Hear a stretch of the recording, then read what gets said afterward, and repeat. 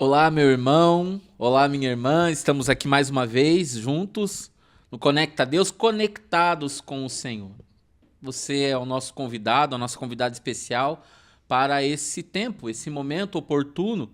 E estamos conversando sobre o ano o ano jubilar de 2025, o ano que o tema central é a esperança, porque a esperança não nos confunde, como nos diz a bula do Santo Padre saudoso Papa Francisco, spes non confundit, né? Então nós vamos falar sobre essa temática que a esperança ela nos mantém em pé, não nos deixa dúvidas. E hoje trago um convidado muito especial, um irmão de caminhada, o Xará, como eu sempre chamei, e ele sempre me chamou carinhosamente também, seminarista Sidney. Seja bem-vindo, meu irmão, ao Conecta Deus e que vai nos falar também um pouquinho sobre este ano jubilar também. Seja bem-vindo, Sidney. Seja bem-vindo, meu irmão, meu querido irmão Xará. Olá, Diácono Sidney, obrigado pela acolhida, obrigado pelo convite. É uma alegria estar aqui com vocês, conversando um pouquinho sobre esse ano tão importante para a igreja, né, que é o ano jubilar, ao qual nos convidou, como você bem falou, o saudoso Papa Francisco, nos convidou a vivermos esse ano em profunda esperança, profundo sentimento de esperança, que é aquilo que nos mantém, que é aquilo que nos conecta, né, aquilo que nos faz próximos uns dos outros e próximos de Deus. Então é uma alegria estar aqui. Agradeço mais uma vez o convite. Vejo aí, Sidney, que você está no quarto, né? E tem até um ar-condicionado ali também, né? Na cabeceira da sua cama tem um crucifixo. Você não está, né? Para quem não nos acompanha aqui, né? Nós estamos em Curitiba, né? Nós fazemos todo o nosso trabalho aqui em Curitiba, mas eu percebo que um ar-condicionado aqui em Curitiba talvez não seja tão necessário assim. Você não está em Curitiba, né, Sidney? Conta aí pro pessoal aí que tá ligado no Conecta Deus, conta aí por onde anda, Sidney? Por onde você caminha? Bom, eu estou caminhando bem longe de Curitiba, né? Eu estou no Pará, no sudeste do Pará, na região da Diocese de Marabá. Fica aqui próximo do Maranhão já, uma diocese bem grande. Eu estou aqui no ano missionário desde exatamente hoje faz 3 meses que nós chegamos aqui no Pará para fazer missão. Somos quatro, eu e mais três seminaristas, que estão em outras cidades aí da diocese. Eu estou na cidade de Jacundá. É uma cidade mais ou menos 100 quilômetros aí da sede da diocese, né, da cidade de Marabá. Uma cidade que tem em torno de 37 mil habitantes, mais ou menos, boa parte deles na zona rural, espalhado em vários lugares, várias comunidades aí. São 24 comunidades na paróquia, três na zona urbana e o restante, 21 na zona rural. Então, estou aqui no calor, por isso o ar-condicionado, porque aqui é bem quente mesmo. A sensação térmica chega em torno de 40, 41 graus aí, então o ar-condicionado é indispensável aqui, é uma ferramenta indispensável. Para quem não sabe, né, Marabá é uma das igrejas irmãs, né, da Arquidiocese de Curitiba, onde, né, o nosso arcebispo aqui, Dom José Antônio Peruso, ele faz questão de que os seminaristas, nessa última etapa, antes, né, de receber o ministério ordenado, antes de ser ordenados, né, fazem essa experiência de missão, essa experiência de igreja em saída, e que eu lembro com muito carinho do primeiro documento, né, do Santo Padre, o Papa Francisco, que é esse documento Evangelii Gaudium, a alegria do Evangelho, né, de ir ao encontro àqueles que precisam. E os nossos seminaristas aqui da nossa diocese, eles fazem essa experiência de missão, né, essa experiência de saída. Isso. Sidney, conta um pouquinho para mim da tua caminhada, quem é o Sidney, da onde ele veio, né? Um pouquinho da tua formação, até para que os nossos as pessoas, os nossos colegas, os nossos irmãos e irmãs que acompanham o podcast, até propósito, né? Envia esse vídeo aí para os seus amigos. Nós estamos no Facebook, Instagram, no YouTube também. Divulgue esse vídeo aí para todos os seus conhecidos. Depois a gente vai colocar até aqui o Instagram do Sidney também, para que você possa segui-lo. Ele sempre coloca alguma foto interessante, algum vídeo interessante da sua missão lá também. Desde já nós pedimos para que você reze por ele. Então, Sidney, conta um pouquinho aí pra gente sobre a sua formação, sobre a sua caminhada até hoje. Partilha um pouco conosco. Beleza. Então, como o Sidney já falou, eu já falei também, eu sou seminarista da Arquidiocese de Curitiba. Estou no último ano de formação aí, que é o ano missionário. Mas eu não sou natural de Curitiba, eu sou paraibano, sou do sertão da Paraíba, de uma cidade chamada Patos, que fica bem no sertão mesmo, é a diocese de Patos. Mas eu moro em Curitiba já há quase 15 anos, então já estou bem curitibano, já perdi até um pouco o sotaque também. E eu me mudei para Curitiba em 2011. Eu havia saído do seminário, que eu fiz uma experiência de 4 anos e meio aí no seminário religioso, numa ordem religiosa, a Ordem dos Cônegos Regulares Lateranenses. Fiquei de 2007 a 2011, saí. E quando eu saí, minha intenção era não procurar mais a formação presbiteral, não procurar mais desenvolver essa vocação que me acompanha desde cedo, desde muito cedo. Eu já sentia o chamado, relutei muito. Entrei aí em 2007, abandonei uma faculdade lá na Paraíba, onde eu estudava, faculdade de fisioterapia. E entrei nos Cônegos, fiquei esse período e saí em 2011. E como eu falei, não tinha intenção de voltar. Me mudei para Curitiba, comecei uma outra faculdade, comecei a trabalhar, fiz novas amizades, vivi uma vida que eu nunca tinha vivido antes, né, que era viver por conta própria, sempre vivi na casa dos meus pais. Depois, quando eu saí para estudar, meus pais me mantinham, pagavam aluguel, pagavam alimentação, transporte, tudo. Depois entrei no seminário, aí fiquei esses 4 anos e pouco. E ao ir para Curitiba foi quando eu, de fato, fui viver por conta própria, né? Arrumar um trabalho, pagar aluguel, pagar as compras do mês, pagar minhas contas, e foi uma experiência muito boa. E quando eu saí, eu não tinha em mente, assim, não senti o desejo de retornar. Mas a gente corre para um lado, corre para o outro, e a vocação sempre me perseguiu, digamos assim. Então, foi uma luta, depois desse 2011 aí, para, de fato, deixar que a vocação falasse mais alto, deixar que o chamado de Deus falasse mais alto. E por volta ali de 2017, mais ou menos, eu resolvi voltar. Fiz o discernimento, senti que era muito forte esse chamado e decidi voltar. Então, entre 2017 e 2020 foi um processo de procura de um lugar, de uma diocese que me acolhesse, né? Tentei na diocese, minha diocese de origem no Nordeste, e o bispo de lá me falou: você está em Curitiba há muito tempo, procure por aí. E foi quando eu procurei Curitiba, e muitos nãos que eu escutei em outros lugares era por conta da idade também. Eu já estava com mais de 30 anos, 35 mais ou menos. E falaram: não, você já tem uma idade já um pouco mais avançada, entre aspas, para entrar no seminário. E quando eu procurei em Curitiba, eu descobri que exatamente em Curitiba existia o único instituto de formação presbiteral para adultos no Brasil. E foi quando eu entrei em contato com o Instituto ID, né, que é o Instituto Discípulos de Emaús, o Instituto da Arquidiocese de Curitiba para formação de vocações adultas. Então, foi lá que fui acolhido em 2020 e retornei ao meu processo formativo para o presbiterado no Instituto. Então, desde 2020 eu estou em formação no ID, mantive o meu trabalho, né, até 2023 exatamente. 2023 eu saí do trabalho e fui morar na paróquia em período de estágio pastoral, que é exclusivamente para a paróquia. Então eu fiquei o ano passado, 2024, o ano inteiro residindo numa paróquia, trabalhando exclusivamente para a paróquia. Que até então eu morei numa outra paróquia, de 2020 a 2022, mas eu mantinha meu trabalho. Então eu saía para trabalhar todos os dias, voltava à noite, depois da faculdade, porque eu fazia faculdade à noite, na PUC. E foi uma experiência muito boa, assim, difícil, porque é exigente, tem que conciliar várias coisas, trabalho, formação, vida espiritual, vida pastoral, muitas coisas, mas graças a Deus consegui.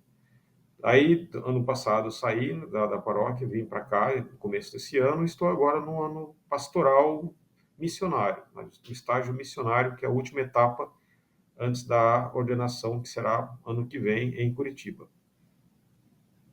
Certo, então você está agora fazendo, né? Então, fazendo essa experiência de missão, né? Nessa Isso. paróquia com essa realidade, né? Interessante. E como que tá aí, Sidney? Como é que está na paróquia esse trabalho, né? Desse ano jubilar? Como que vocês estão trabalhando aí? Estamos aqui há 3 meses, chegamos no dia 19 de fevereiro, então hoje faz exatamente 3 meses. E nosso primeiro contato foi com o bispo daqui, Dom Vital Corbellini, que é o bispo diocesano aqui de Marabá. Tivemos uma conversa no café da manhã com ele ali no primeiro dia e ele nos encaminhou cada um para uma paróquia. E aqui na paróquia fui recebido aqui pelo pároco, o Padre Félix. É uma paróquia recém-criada, tem mais ou menos 1 ano e 2 meses, 4 meses mais ou menos, porque foi desmembrada da outra paróquia. A cidade tinha uma paróquia só e agora tem duas. Foi desmembrada, metade da paróquia forma essa nova paróquia, a paróquia Santa Rita de Cássia. E aqui eu fui me inserindo aos poucos, né? Conhecendo a realidade da paróquia, conhecendo a realidade cultural, porque é diferente o norte, né?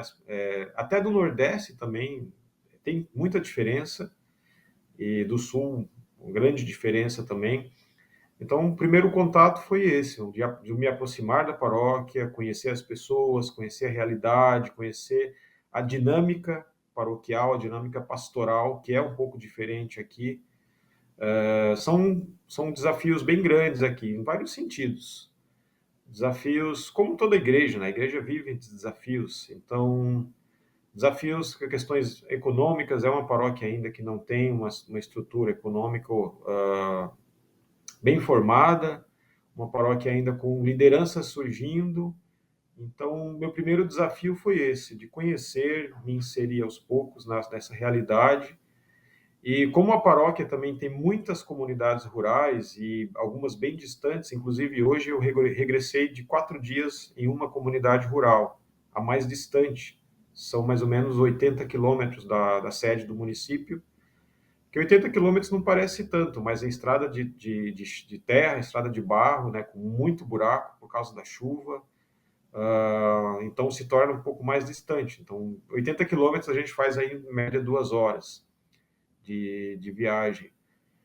E são muito distantes as casas umas das outras, e eu fiz esses dias de visita nas casas, então foi bem desafiador, porque é em cima de uma moto, numa estrada bem perigosa às vezes, com muito buraco, muita curva, muita ladeira, muito barranco, mas foi muito legal também conhecer as pessoas, em realidade bem simples, gente muito humilde, mas gente tinha um coração muito acolhedor, e isso é que me chama a atenção sempre nas visitas que eu faço nas casas, nas famílias. É um povo muito simples mesmo. Em algumas realidades bem difíceis, bem precárias, mas o quanto eu sou acolhido, o quanto as pessoas têm um carinho por nós, pela igreja, e a fé que essas pessoas demonstram é muito marcante. E isso me liga ao Jubileu da Esperança, né? Porque ver essa realidade difícil, ver essa realidade tão desafiadora, humanamente, economicamente, em tantos outros aspectos, mas ver o quanto a fé desse povo é grande, é forte, é profunda, me anima também na minha vocação, me anima também no meu futuro ministério aí presbiteral, na igreja, porque me mostra o quanto isso é profundamente enraizado na fé e na esperança, e também na caridade, que são as três virtudes teologais, né? E como o jubileu nos propõe, o jubileu aí, um ano de esperança, eu me sinto aqui nessa realidade pastoral muito inserido exatamente nisso, na esperança. Porque as pessoas aqui têm uma esperança muito grande, têm uma fé muito grande, e elas vivem disso. Elas se fundamentam a vida delas na esperança, porque o governo aqui não é muito presente, essas comunidades muito distantes, tem falta de saúde, falta de saneamento, falta de acesso à educação, falta de acesso ao trabalho e tantas outras coisas que prejudicam a vida dessas pessoas, mas elas são profundamente enraizadas na fé. Elas têm muita esperança em Deus, acreditam muito em Deus e esperam muito. Apesar de tudo isso, apesar dessas dificuldades que a gente não está muito acostumado a ver, mas elas enxergam isso de uma forma diferente. Elas enxergam isso com um olhar de esperança mesmo, com um olhar profundamente enraizado na esperança que nasce da fé delas em Deus. E isso me ajuda muito, isso me faz crescer muito, porque às vezes a gente reclama de tão pouca coisa, de situações pequenas até, e a gente vê o quanto essas pessoas, diante de realidades tão difíceis, elas conseguem, não é justificar, dizer, porque elas têm esperança, elas devem continuar vivendo assim. Não, pelo contrário, elas lutam por melhoras, lutam por pelos seus direitos, né, os direitos mais dignos, mais fundamentais aí, dignidade humana, mas elas encaram todos esses problemas com esperança, com um sorriso, com com uma leveza. Elas vivem as dificuldades, não negam que existam as dificuldades, mas a esperança faz com que elas tenham uma profunda certeza de que as coisas vão melhorar e que Deus caminha com elas. Eu acho isso muito bonito. Todas as pessoas que eu encontro têm um sorriso, têm um olhar que diz que elas não se sentem sozinhas, apesar de muitas vezes, humanamente falando, elas estarem, mas elas demonstram na vida delas que Deus está com elas. Então isso me marca muito enquanto missionário, enquanto pessoa que caminha em busca aí do ministério presbiteral para a igreja. Sabe, Sidney, você falando isso, né? Falando sobre esse estar enraizado, né? Na esperança, me traz aqui esta passagem da própria bula do Papa, a bula do Papa Francisco, que nos traz essa temática do jubileu sobre estar ancorados, né? E aqui me vem a imagem de um barco, né? Um barco, nós já ouvimos também, quando o Diácono Cleverson vem nos falar também sobre sobre a logo, né? Sobre o desenho que nos traz também, nos falando sobre o jubileu. E ali também, né? Tem a cruz, né? E a cruz, no pé da cruz tem uma âncora, né? E também ele é de um dos capítulos também desse documento, dessa bula, né? Que é estar ancorado na esperança. E você, quando vem, me traz também o povo que está enraizado também, né? Mesmo diante de todas as dificuldades, mesmo diante de todas as cruzes que esse povo também carrega consigo, eles também têm a certeza onde eles estão ancorados, onde eles estão enraizados, né? É uma certeza, né? Isso, né? E você também, com certeza, você também, né? Porque a partir da experiência do outro, eu alimento a minha experiência e a partir daquilo que eu vivo, né? E talvez vá trabalhando em você esse sentimento ou essa missão para a qual você foi chamado, né? Para ser presbítero, para ser padre, né? Então, é aí que se resume, né, onde nós estamos enraizados e também talvez até trazendo aqui no documento que nos traz, né, estarmos ancorados, né, na esperança, né? Fala um pouquinho sobre isso pra gente, sobre a tua perspectiva. Você falou muito do povo e é bonito, né? Mas a tua perspectiva de estar também ancorado na esperança quando você vê, e eu acredito que não é pouco, né? Muitas vezes, situações que às vezes eu acredito que eu não consigo ver daqui, mas aí em cima da tua cama deve ter um travesseiro, talvez esse travesseiro já enxugou muito das lágrimas tuas por ter visto muito povo de Deus sofrendo também, vítimas de uma desigualdade, enfim, de qualquer situação que venha contra a própria dignidade humana que nos é oferecido pela pessoa de Jesus Cristo. Como é que você consegue se ancorar, Sidney? Muitas vezes vendo tantas dificuldades. Essa experiência ela me ajuda muito a eu rever exatamente em quem, como diz São Paulo, né? Em quem eu acredito. O que é que me dá segurança? O que é que me dá certeza? O que é que me faz ter paz na vida? O que é que me faz olhar para frente e ter um rumo? Porque em Curitiba, nossa realidade em Curitiba é uma realidade abastada, é uma realidade estruturada, economicamente falando, em várias situações aí de trabalho, etc. Então, a gente se confia muito nas nossas potencialidades, de todas as formas, financeira, política, etc. Tantas coisas. E ocorre o risco também, corre o risco de nós na igreja também nós nos confiarmos nisso. Ah, tenho uma paróquia boa, tenho uma paróquia estruturada, tenho uma paróquia que tem um bom dízimo, digamos assim. Vivo numa situação, numa cidade, num estado que tem uma situação financeira, econômica, social elevada. Querendo ou não, Paraná tem isso. E às vezes a gente acaba colocando a nossa esperança nessas coisas. Que a nossa pastoral vai dar certo porque a gente tem acesso à tecnologia, a gente tem acesso a recursos, a gente tem acesso à formação, a gente tem acesso a tantas coisas. E às vezes a gente corre o grande risco de esquecer que o nosso fundamento, o fundamento da nossa esperança, a âncora que nos sustenta é Jesus. Corre o risco, porque nós somos cercados de coisas que nos ajudam a desempenhar bem, e são necessárias, a desempenhar bem a nossa missão enquanto igreja, não só como futuro padre, mas enquanto leigo também. Então, aqui, vendo essas realidades, o que é que eu percebo? Percebo que é possível desempenharmos um bom papel como missionário, como igreja, como cristão, sem ter todas essas ferramentas que essas coisas nos oferecem. O dinheiro nos oferece, tecnologia e tantas outras coisas.